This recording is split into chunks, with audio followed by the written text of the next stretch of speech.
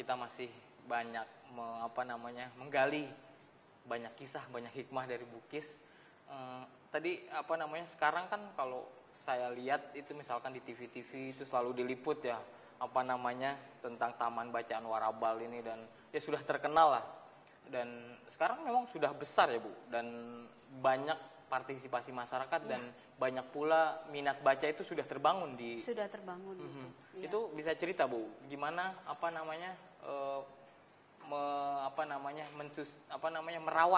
merawat partisipasi masyarakat dan merawat budaya baca di tempat itu Bu.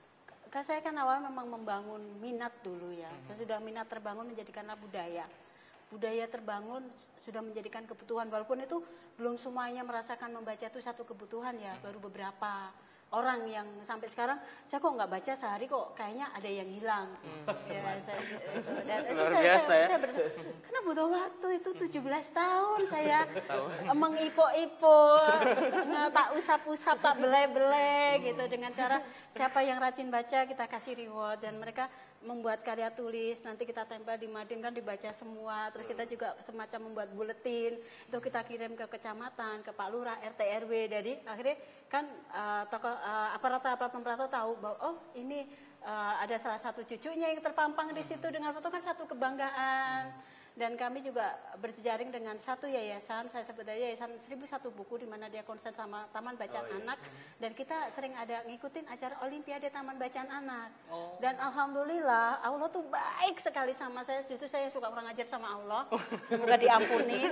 Iya, setiap anak saya ngikutin perlombaan tuh selalu dapat prestasi. Nah itu sebuah dongkrakan yang sangat luar biasa, betapa pentingnya membaca, betapa pentingnya datang ke taman bacaan, itu yang saya rasakan. Dan kita libatkan masyarakat itu berproses.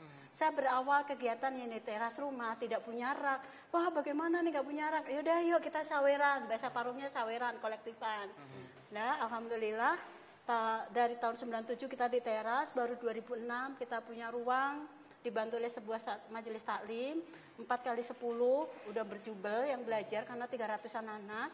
Dan alhamdulillah sekarang ini kami sudah punya bangunan 2 lantai, disumbang oleh sebuah yayasan juga dari Ibu Margaret Nyo, itu beliau dari Korea yang beliau perhatian dengan taman bacaan kami, dan kami sekarang menempatin 2 lantai. Dan memang cukup besar, dan kegiatan kami Senin sampai hari Minggu tidak ada libur. Full ya? Full, jadi kalau hari libur begini justru kami banyak program. Karena kan tidak semua orang liburan tuh dengan libur telah tiba. Libur telah tiba yang ada orang kok pusing. Pusingnya begini karena kan anak di rumah terus, nonton TV terus, sebentar-bentar makan, sebentar. Dan itu budgetnya luar biasa ya. Jadi untuk mengantisipasi itu, Bu bagaimana untuk liburan? Iya, kita stok kacang hijau. Jadi anak-anak selama liburan kegiatan di rumah mereka minum kacang hijau, makan kacang hijau. Luar biasa. Ada media komputer atau apa gitu? Iya, ada belajar komputer. Saat ini kami ada 11 unit komputer dan buku baru 8.000. Baru 8.000 loh. Itu mengalai perpustakaan di daerah mungkin. Dan kegiatan. Tapi benar harus disebut baru karena optimis. Kan harus kembang. Ya kan? Satu lagi ya, memang kami baru memiliki 2 lantai itu tadi. Kami harap satu keinginan, mimpi saya tidak pernah berhenti. Semoga saya kalau sudah mimpi saya tercapai, saya tidak tertidur lagi, tapi saya tetap terjaga jadi bisa merawat mimpi saya. Saya ingin memiliki sebuah lapangan untuk olahraga. Jadi selesai membaca dia bisa main futsal, dia main badminton dan apa untuk mereka menjadi sehat itu. Ya mungkin para pemirsa di rumah juga bisa partisipasi untuk. Iya. Karena di kami itu kegiatannya banyak. Ada belajar nari, marawis, main biola, gitar, jimbe, angklung. Termasuk buat yang di warung remang-remang itu jadi ditampung untuk keterampilan ya. Kalau untuk yang warung remang-remang saya nggak berani bersentuhan Pak, karena itu udah bicara tentang perut ya, dan saya rasa ada yang lebih berwenang ke arah situ. Saya konsennya ke anak-anak aja karena batas kemampuan saya hanya sampai di situ. Tapi ada beberapa anak juga yang mereka tidak tahu bapak saya siapa, ya belajar di kami dan itu yang terjadi. Menarik ya, nama Stigmat juga saya dengar kan punya sebuah komunitas soda gembira yang mencoba roadshow ke taman-taman kota gitu atau ruang-ruang publik yang mau mengadakan event-event, baik itu menggambar, terus juga menjajakan buku-buku gratis bacaan di sana. Bisa diceritakan tentang ya? Sebenarnya itu cuma satu dari sekian banyak peluang ya, karena berkomunitas itu menjadi jalan keluar bagi banyak orang untuk berbuat sesuatu, karena kan tersekap oleh Hilang begitu kejenuhan, banyak rutinitas. rutinitas,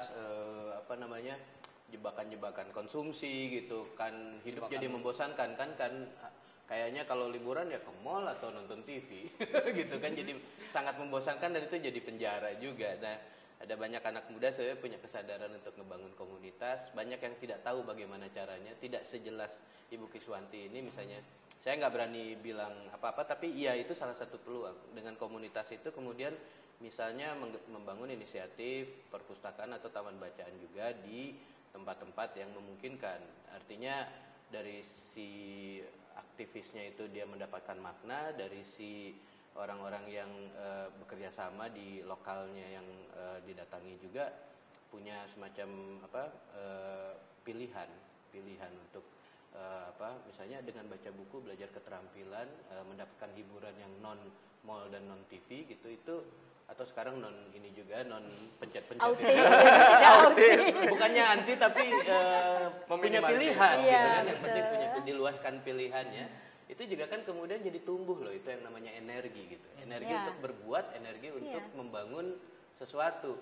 Di titik itu sebetulnya negara jadi kayak nggak perlu ya, tapi sebetulnya tanpa negara kita bisa berbuat sesuatu, tapi ada hal-hal yang harus kita kembalikan tuntutannya kepada negara. Nah, komunitas itu menjadi perantara antara individu yang sendiri-sendiri nggak punya kemampuan untuk legalitas, membangun yang lebih besar ya. Ibu Kiswanti sendirian tapi dia membangun komunitas juga pada akhirnya. Tapi ada orang yang bahkan dalam sendirinya nggak tahu juga bisa apa. Komunitas menyediakan ruang untuk mereka masuk ke situ, dan nantinya komunitas ini akan tempat jadi jembatan untuk ke arah yang lebih besar lagi, misalnya melembagakan diri menjadi yayasan kah, jadi kelompok lobby dari LSM, dan itu nanti akan masuk ke kebijakan publik ya, baik di tingkat daerah maupun di tingkat pusat. Harusnya itu impian besarnya.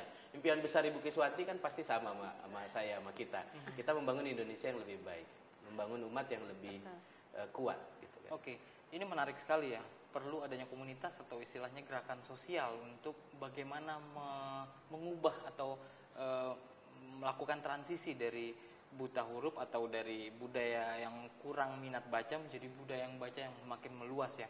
Nah, saya nggak tahu apakah memang sudah ada gerakan bersama antara taman-taman bacaan itu, Mas Hikmat atau Bukis, untuk sampai kepada tingkat pemerintah gitu, memperjuangkan bagaimana minat baca itu terbangun gitu. Tapi jangan dijawab dulu Mas Hikmat, nanti para pemirsa semakin menarik, jangan kemana-mana, tetap di Belajar Islam.